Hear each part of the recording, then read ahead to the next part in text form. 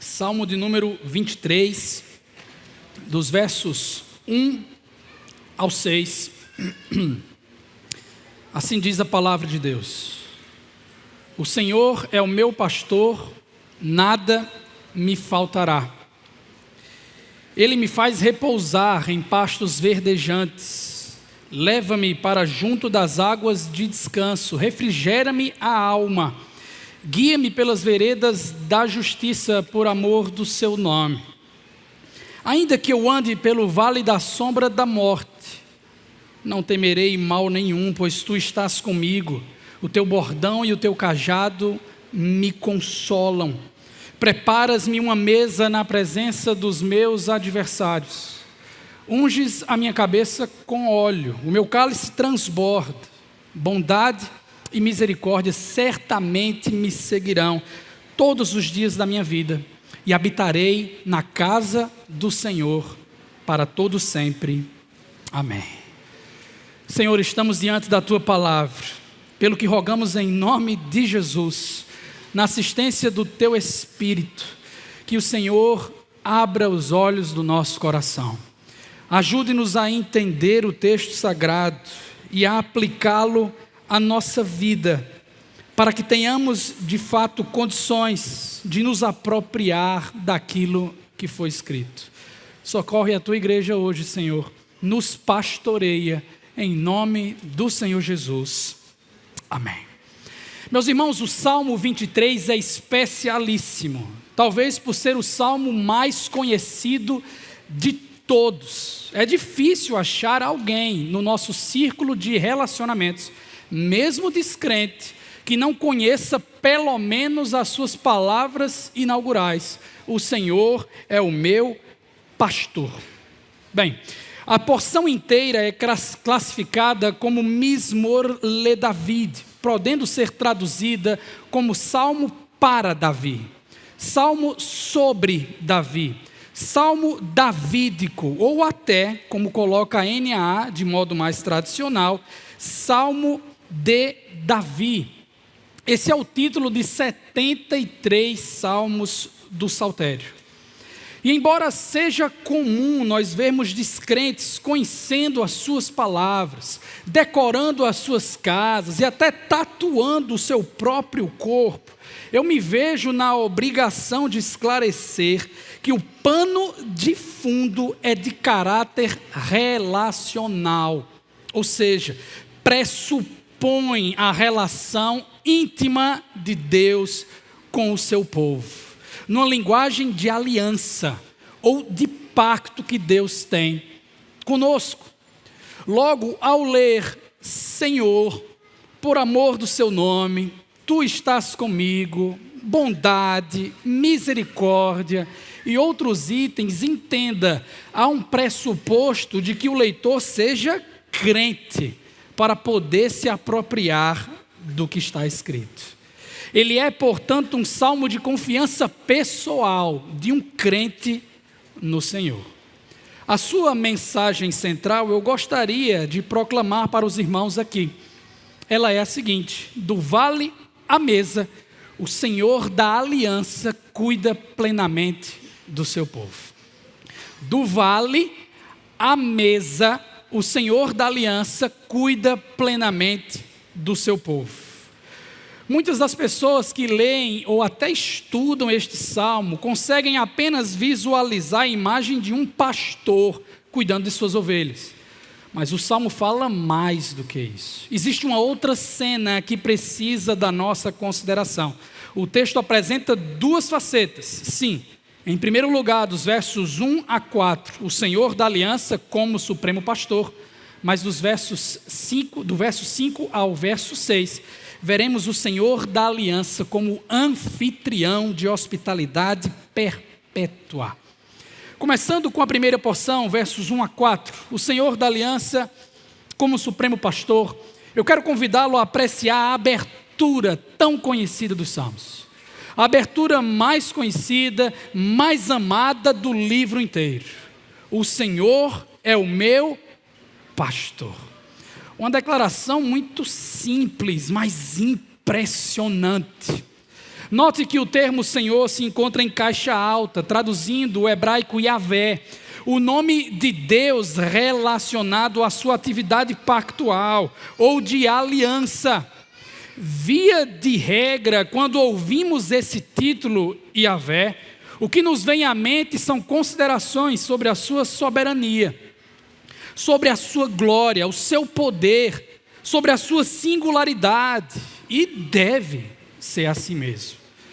Não obstante, é possível, por falha nossa, ao lembrar apenas disso, ao considerar o nome Yahvé, que certa distância seja comunicada.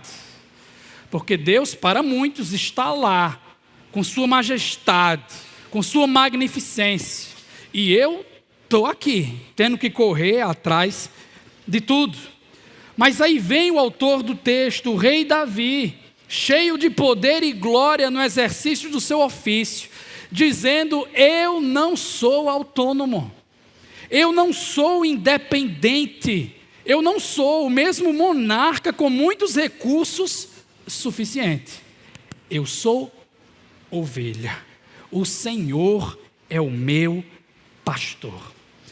Pode nos parecer coisa sem muita significância, mas o glorioso Yahvé não está sendo descrito neste salmo como o poderoso, como o Criador dos céus e da terra, como o excelente juiz, coisas que ele é perfeitamente, mas como pastor, a figura mais íntima de todas no ambiente rural daquele tempo.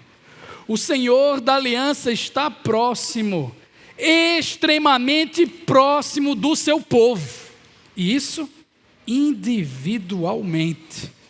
Numa sociedade em que o senso da comunidade valia mais do que o indivíduo, estamos lendo um depoimento muito forte.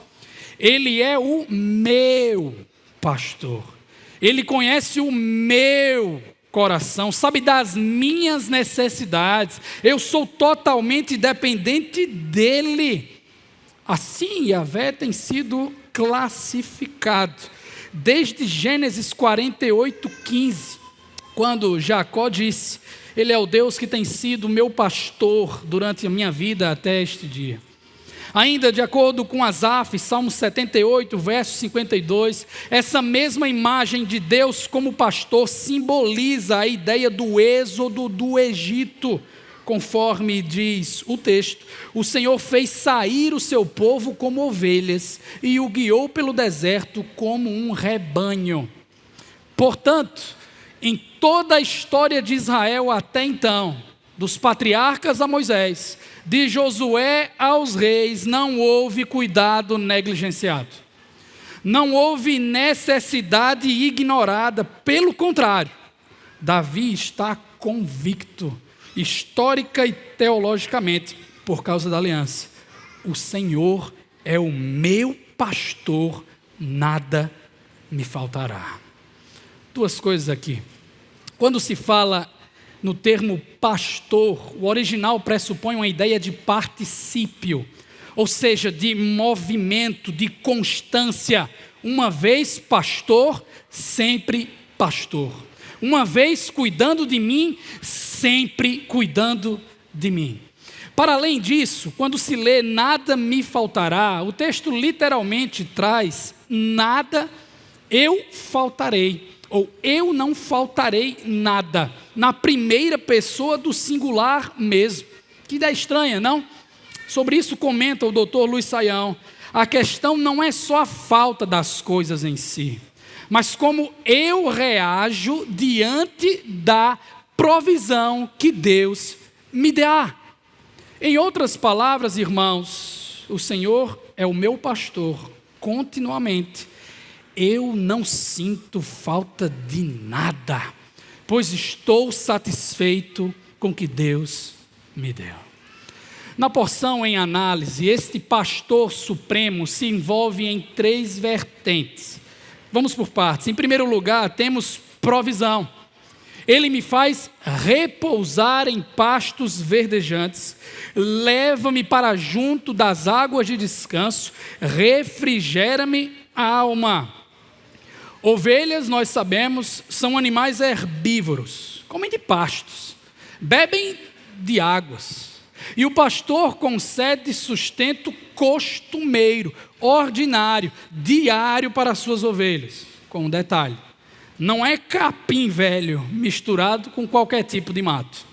Não é qualquer água de rio com correnteza forte, dificultando o consumo. Não são quaisquer pastos, nem quaisquer águas, mas respectivamente verdejantes, de descanso, revelando coisa apropriada e de qualidade. Não é à toa que o salmista descreve um estado de repouso, bem como de refrigério após a provisão.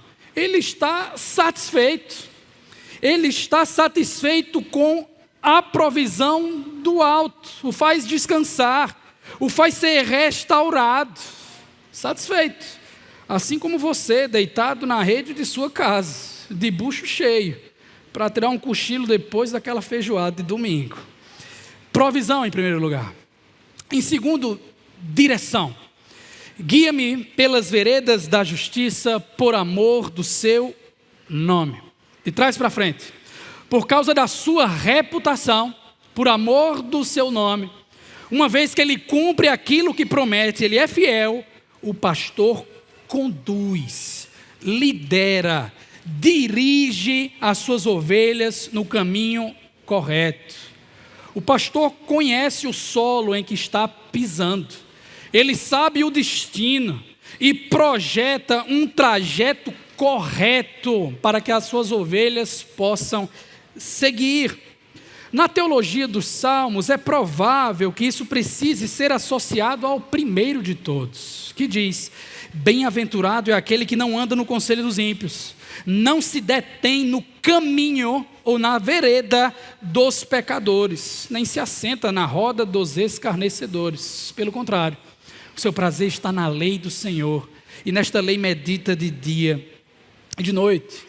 Portanto, as veredas ou os caminhos pelos quais Deus lidera as suas ovelhas representam os caminhos retos, caminhos justos de Deus, o caminho correto que nós precisamos seguir.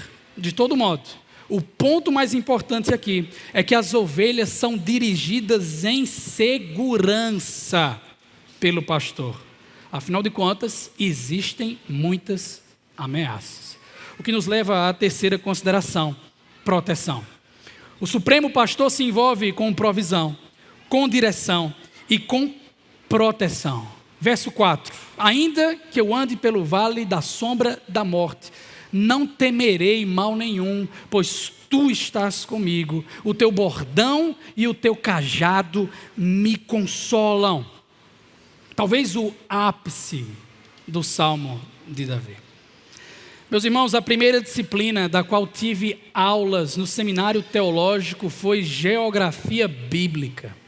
Estava cru, muito jovem, entrando no seminário, iludido, achando que iria de primeira aprender coisas profundas, como teologia sistemática, teologia bíblica, as línguas originais. Mas o que apareceu para mim foi geografia bíblica. Eu me lembro que o professor era muito engraçado.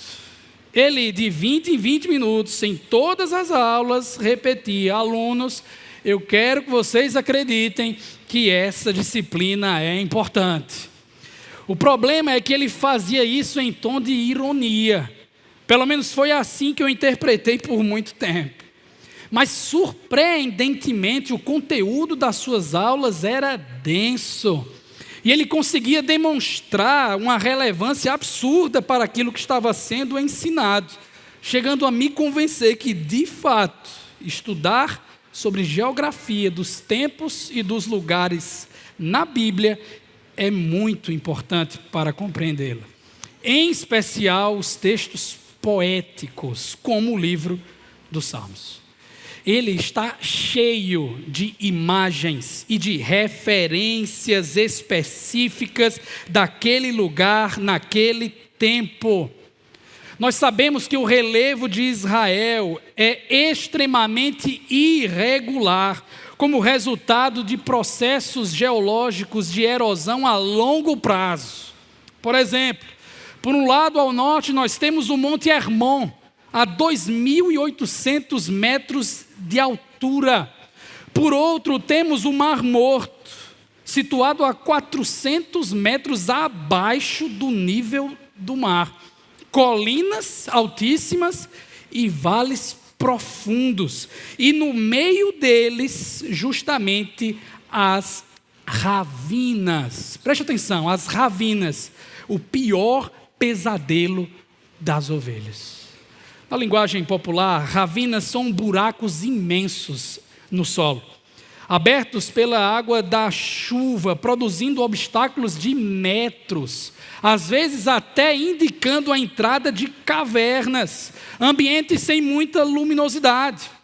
Eram lá que se escondiam os salteadores, prontos para roubar, para assaltar os viajantes desprevenidos, que caíam nas armadilhas naturais. Eram nas ravinas ou nas cavernas, nas covas, em que ficavam os animais selváticos, os predadores, prontos para atacar animais mais frágeis. Pois bem, é neste contexto que o autor sagrado diz: ainda que eu ande pelo vale da sombra da morte. Pense como ovelha.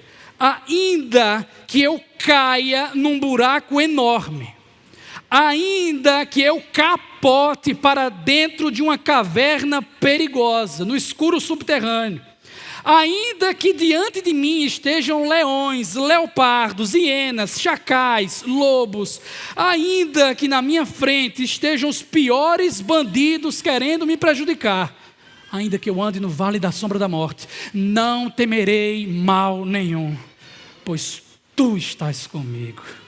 O teu bordão e o teu cajado me consolam. Para ser pastor em Israel, o caba tinha que ser macho. Para proteger as suas ovelhas, o pastor virava guerreiro. O bordão e o cajado viravam espada e escudo. Davi sabia do que estava falando. 1 Samuel 16:11 nos mostra que ele foi pastor de ovelhas. Uma vez até matou um leão. Veja o nível de proteção. Ele falava então com propriedade de assunto, mas também com coração humilde, porque na sua vida, quem provia, quem guiava, quem protegia como pastor, era o Senhor da aliança. Meu querido irmão, jamais se esqueça disto. Nós somos ovelhas, e o bicho para dar trabalho, ovelha dá um trabalho medonho. Infelizmente eu não tenho a mesma expertise do pastor Davi para falar literalmente do ofício pastoral no ambiente rural daquele tempo. Alguns me chamam de menino de prédio, porque não sou muito fã de mato. Mas sou casado com uma mulher que cresceu numa chácara. Minha filha é apaixonada por animais. O meu sogro cuida todos os dias, invariavelmente, de bois, cavalos, coelhos, cães, passarinhos. Mas o que tira ele do sério são as ovelhas. O que dá dor de cabeça é apacentar as suas ovelhas. As ovelhas são totalmente dependentes. Elas se perdem com uma facilidade absurda. Elas são bastante frágeis. Elas têm exigências custosas. Eu não sabia que ovelhas eram assim. Na verdade sabia, mas pensavam que eram apenas as humanas.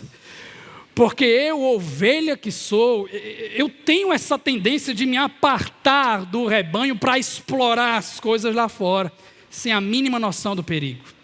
Você, ovelha que tem essa mania de andar de queixo alto, achando que está tudo bem, e de repente você cai num buraco profundo, numa cova. Meus irmãos, nós não conseguimos nos nutrir sozinhos. Nós andamos desnorteados, perambulando por aí, somos fujões. Nós nos metemos voluntariamente em encrencas de alta periculosidade. cuidar de ovelha dá muito trabalho, porque nós precisamos de cuidados básicos, cuidados mais simples, para que nós não morramos. A boa notícia que eu tenho para te dar hoje é que o Senhor da aliança é provedor das coisas mais elementares da nossa existência: comida e bebida. Ele é Deus do almoço em família e da hidratação depois da corrida matutina. Ele é Deus do sono profundo, bem como também do esforço no trabalho. Não esqueça isso, você, ovelha. O nosso Deus não é supremo pastor apenas das ocasiões especiais. Ele é Deus da simplicidade, é Deus das cenas comuns, é Deus que dá significado a um pão e a um vinho de modo profundo. É Deus que está intimamente relacionado conosco em absolutamente todos os dias. Ele é rei, majestoso, magnificente, exaltado, mas ele anda na rua com seus súditos. Ele se senta à mesa com o seu povo, e precisamos dar importância a isso aqui, porque a maior parte da vida cristã não é feita com tensões de novela, mas no ritmo do ordinário, da rotina, onde continuamente o pastor supremo, o Senhor da aliança, cuida de nós. É claro, a maior parte da gente não para meditar nisso a fundo, porque a correria é grande e porque nós temos medo da rotina. O mundo prega que rotina é algo ruim, que o padrão das coisas dia após dia é algo nocivo. Eu preciso do novo, preciso da novidade. O que eu quero mesmo é o extraordinário. Eu quero o sinal miraculoso, eu quero a grande libertação, para que enfim eu possa sentir que o Senhor é o meu pastor. Vou falar algo difícil agora, mas importante também. Irmãos, é como se o vale da sombra da morte fosse necessário para nos despertar. Ele representa todo tipo de ameaça e perigo para o rebanho do Senhor. O luto, a pobreza, o desemprego, a tristeza, a solidão, coisas que ninguém gosta, mas que curiosamente são elas que nos levam para mais perto do pastor. São elas que geram mais intimidade com Ele. Não me entenda mal. Não é que Deus esteja mais perto de nós quando nós sofremos, mas que às vezes nós só percebemos no vale o quão próximo Ele sempre esteve, que Ele é o meu pastor. É por isso que deveria ser um crime divorciar o verso 3 do verso 4 deste salmo. Eles são harmoniosos. O vale da sombra da morte faz parte, irmão, das veredas da justiça. Faz parte do caminho que Deus projetou para você e para mim, para gerar intimidade, dependência, apreciação do seu ser. Por favor, considere que o Senhor da aliança, constantemente, em todos os momentos, em todos os lugares, tem cuidado plenamente de você. Do vale à mesa. Você precisa reconhecer isso. Você precisa dobrar os seus joelhos todos os dias e agradecer em oração. Obrigado, Senhor. Obrigado por cada coisa que Tu me deste. Pelo fôlego que eu tenho todos os dias. Pela disponibilidade em trabalhar. Pela oportunidade nisso e naquilo. Temos que ser gratos. Deus exige que isso seja verdade em nossa vida. Agora, se você de fato não reconhece, é uma ovelha chata, ingrata, saiba que o bordão e o cajado do Altíssimo também podem castigar. É a famosa palmada santa, a surra de papai, aquela que dói, mas que também ensina o segredo do contentamento. Tudo posso naquele que me fortalece, porque o Senhor é o meu pastor, de nada eu sentirei falta. Deus, o Senhor da aliança, cuida plenamente de nós, como supremo pastor que é. Em segundo lugar, o Senhor da Aliança também como o anfitrião de hospitalidade perpétua. Versos 5 e 6. Observe o texto sagrado.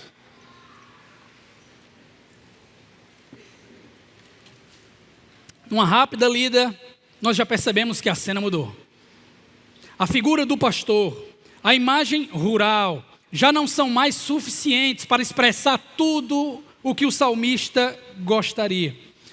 Não vemos mais campos, rios, vales, mas a sala de uma casa. Preparas-me uma mesa na presença dos meus adversários. Unges a minha cabeça com óleo, o meu cálice transborda. Não bastando a ideia de intimidade pessoal na relação pastor e ovelha, Davi dá um passo à frente, intensificando o conceito, ao mencionar uma refeição que Yahvé oferece em ambiente familiar, mais pessoal e intimista impossível. E não há segredo nisso, inclusive, pois os adversários veem tudo. Eles notam a honraria da unção da cabeça com óleo, uma atitude de etiqueta quando se recebe alguém em seu lar, conforme o que se vê em Salmo 133, verso 2, Amós capítulo 6, verso 6, e não se vê, por falta de educação, em Lucas capítulo 7, verso 46, quando o fariseu Simão não ungiu a cabeça de Jesus. Os inimigos também observam que o vinho servido está extrapolando os limites da taça, pois o cálice, diz o texto, transborda, ele traz alegria em dobro. Além disso, é servido para além da medida, é bênção sobre bênção. Isso significa que o anfitrião dos céus serve um banquete robusto. Imagine aí, arroz da terra, feijão verde, bode assado, farofa d'água, manteiguinha por cima.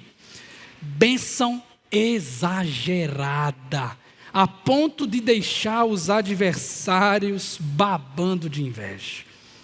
Os adversários são aqueles que tentam agredir no vale da sombra da morte, os que fazem de tudo para puxar o tapete, para atrapalhar a obra, para desvalorizar o serviço, mas quando Deus quer abençoar, é melhor sair do meio, porque senão ficarão de bocas abertas. Por quê? Por causa da certeza que consta no versículo de número 6. Bondade e misericórdia certamente me seguirão todos os dias da minha vida. A expressão me seguirão não faz jus à força do verbo original, o qual foi escrito também lá em Êxodo capítulo 14, versos 8 e 9, para descrever Faraó seguindo o povo de Israel. A noção não é de mero acompanhamento, mas de perseguição feroz. Entenda, meu irmão, o amor leal e pactual do Senhor pelo seu povo vem de forma agressiva, implacável, para fazer-nos felizes. As palavras belas do reformador Martin Butzer cabem aqui. As pessoas, incluindo os adversários, perseguem a felicidade, mas ela persegue aqueles que confiam sua vida a Deus. Onde está essa felicidade? Davi termina: habitarei na casa do Senhor para todo sempre.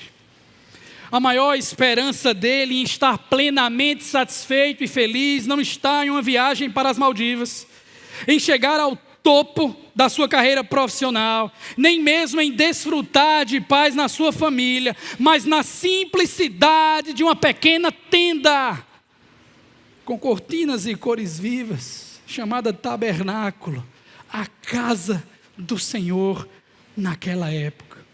Ali habitava a presença gloriosa do anfitrião de hospitalidade eterna.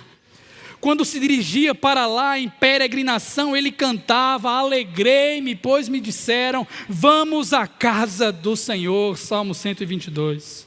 Quando ameaçado por perigos, rogava: uma coisa peço ao Senhor, e eu a buscarei, que eu possa morar na casa do Senhor todos os dias da minha vida, para contemplar a beleza do Senhor, meditar no seu templo, pois no dia da adversidade Ele me ocultará no abrigo, no interior do tabernáculo Ele me acolherá. Salmo 27. É o mesmo Davi que disse: eu amo, Senhor, a habitação da tua casa, e o lugar onde a tua glória reside. Salmo 26. O mesmo que disse: a minha alma suspira e desfalece pelos átrios do Senhor. Bem-aventurados os que habitam em tua casa. Salmo 84. Meus amados irmãos, tenho para mim que este é o anseio mais profundo de todo ser humano, consciente ou não: habitar com Deus para sempre. Nós fomos criados com este propósito. Assim era no Éden, até que o Senhor expulsou Adão e Eva de sua casa. Foi necessário por causa do pecado. E nós, filhos de Adão, continuamos nesse padrão pecaminoso, querendo andar ao nosso bel prazer, fazer as coisas do nosso jeito, desonrando o Criador. Mas de algum modo todos tentam acessar a habitação de Deus, imaginando-o de um jeito, imaginando de outro, adorando a ídolos, trocando o Criador pela criatura. Acham que é possível chegar aos céus, mas quando batem a porta, percebem que ela está fechada. Porque a chave para adentrar na habitação de Deus não reside na religião que propõe o homem chegar até Deus, mas na que descreve Deus vindo até o homem. Deus fez isso em seu Filho unigênito, no qual recebe graciosamente pecadores, mendigos, ovelhas sujas, com cheiro desagradável. Eu estou falando de mim mesmo e de você. Deus nos recebe de braços abertos em sua casa, nesta igreja, templo do Espírito Santo. A sua mesa nos serve do bom e do melhor. E o lugar que nós temos à mesa, sobre ele temos garantia: esse lugar sempre será seu. Lembre-se, no entanto, amado, que habitar na casa de Deus também é habitar uns com os outros. A habitação do Senhor conosco é também envolvida em comunidade. A mesa do Senhor, ambiente de grande intimidade, é servida para uma família. Nós devemos amar estar na presença uns dos outros, louvando juntos, compartilhando dons espirituais, confessando pecados, crescendo no discipulado, porque uma das marcas da própria igreja de Deus, da sua família, é a intimidade. São relacionamentos saudáveis e profundos. Por que será que vocês acham que nós incentivamos tanto os encontros nos lares? Em pequenos grupos, em estudos particulares, até em momentos de lazer. É assim que se fomenta e se desenvolve relacionamentos de verdade. Porque o bate-papo ali no final do culto é muito rápido, na maioria das vezes superficial. Eu preciso de tempo para abrir meu coração. Você precisa de tempo para entender a situação complicada do seu irmão e poder aconselhá-lo com sabedoria. Eu preciso, você precisa, todos nós precisamos de tempo, até para contar com detalhes as bênçãos que Deus nos tem dado. A propósito, não se esqueça do quão abençoado você é, meu querido. Eu conheço gente que tem tudo e mais um pouco, mas permanece reclamando. Gente que tem a saúde em ótimo estado, às vezes em hora extra. Gente que recebeu muitas oportunidades, gente que tem um salário lá em cima, gente que gosta de segurança onde mora, gente que foi poupada de muito sofrimento, mas que continua de cara fechada, porque nada é bom, Nada é suficiente. Eu preciso de mais. Preciso do diferente. O nome disso é inveja. O nome disso é cobiça. E hoje o Senhor nos convoca a abrir os olhos para contemplar aquele cálice do Salmo 23 e percebermos que ele está transbordando. O problema, irmão, é que nós fomos acostumados nesta cultura triunfalista a reconhecer ou apenas analisar as bênçãos com olhos do materialismo. Me entendam bem, o dinheiro sim é uma bênção de Deus. Aqui não se defende teologia da prosperidade, mas também não se demoniza os recursos financeiros. O que eu quero que os irmãos estejam atentos é a respeito do que ensina Pedro em sua segunda carta. Abre aspas, pelo poder de Deus nos foram concedidas todas as coisas que conduzem à vida e à piedade, pelo pleno conhecimento daquele que nos chamou para a sua própria glória e virtude. Por meio delas, Ele nos concedeu as suas preciosas e muito grandes promessas. Deus nos deu tudo o que nós precisamos para a vida e para a piedade. Pode ter relação com dinheiro? Talvez. Pode ter relação com paz dentro de casa, com um trabalho que satisfaz meu coração? Talvez. Mas mais do que tudo, é pelo conhecimento daquele que chamou para a sua glória e virtude. Em outras palavras, irmãos, a maior bênção que nós recebemos, tudo o que nós precisamos, tem nome e título: Jesus Cristo. A prova final e determinante de que o nosso cálice está transbordando, de que recebemos bênção sobre bênção, é o conhecimento do Evangelho da graça de Deus. E seus incomparáveis benefícios são presentes do Senhor. Cuidado do Supremo Pastor. É por isso que eu entendo que o cristão não pode ler o Salmo 23, que descreve Deus como pastor e anfitrião, sem se lembrar de Cristo.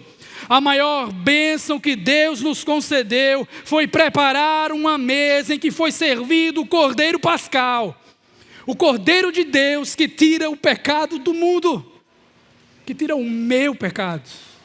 A cada celebração sacramental da ceia do Senhor, nos é pregado diante dos nossos olhos que Cristo Jesus é suficiente.